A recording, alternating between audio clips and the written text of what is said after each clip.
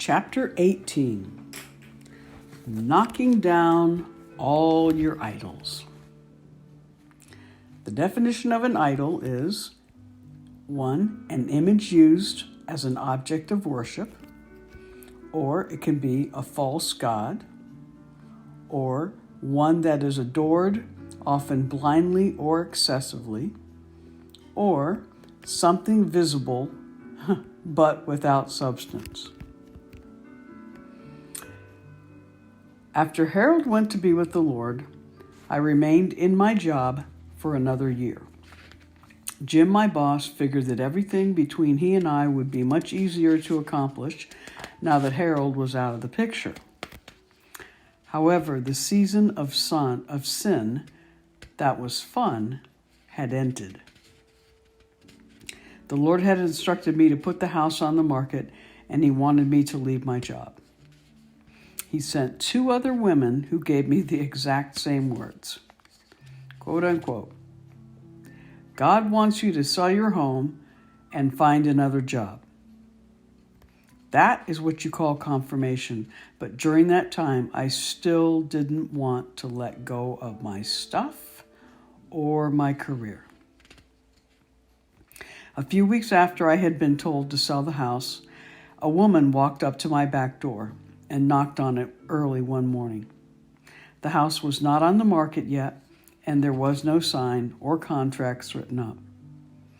I answered the door, and she told me that she was an executive at a large corporation in the area and that she wanted to buy my home. She had not even seen the inside. She had heard from a realtor friend of mine that I was in trouble, and she was willing to pay off what I owed on the house, and I could walk away debt-free with my credit intact.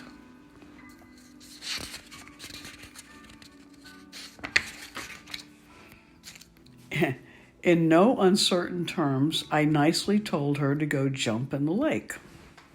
Lake Michigan, that is, not the Lake of Fire. I have much more class than that. I told her that there was no way that I was going to walk away from this home without making at least $10,000 in profit. She looked at me rather dumbfounded and wished me well and walked away.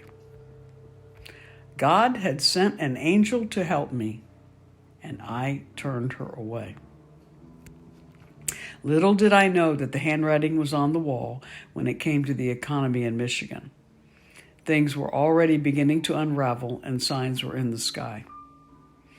I was too arrogant, proud, and angry to hop in the rescue boat that God sent me in the form of the woman buyer of the home.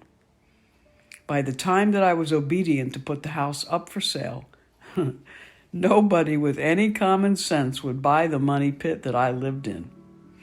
Perhaps it could have happened if the home was located in the country, but nobody wanted to be in town and have a home that was very expensive to keep up.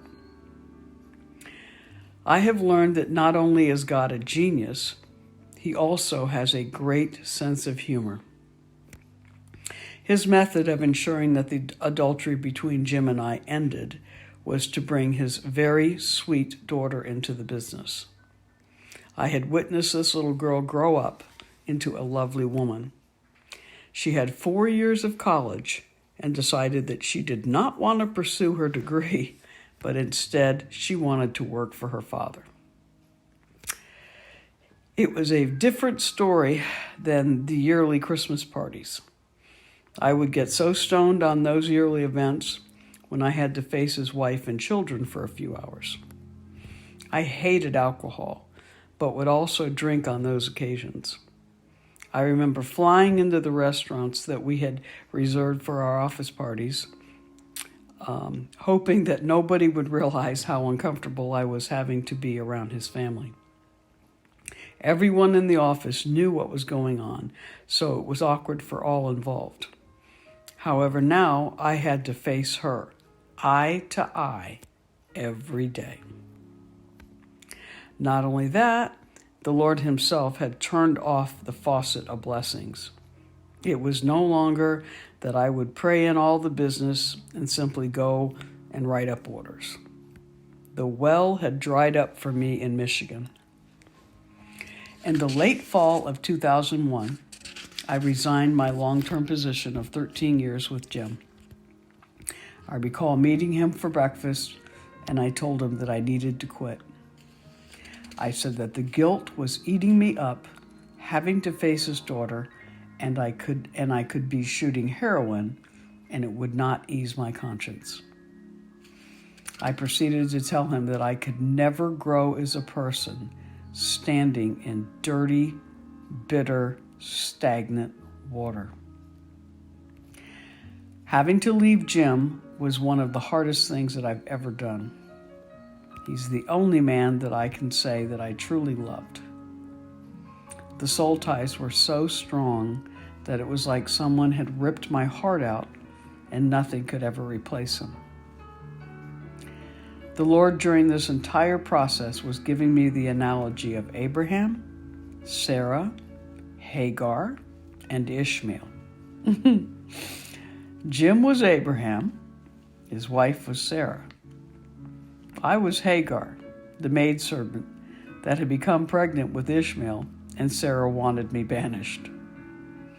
I had created an Ishmael in the spirit realm, and it was causing a war. It was time that I took my child and headed for a new land away from Abraham.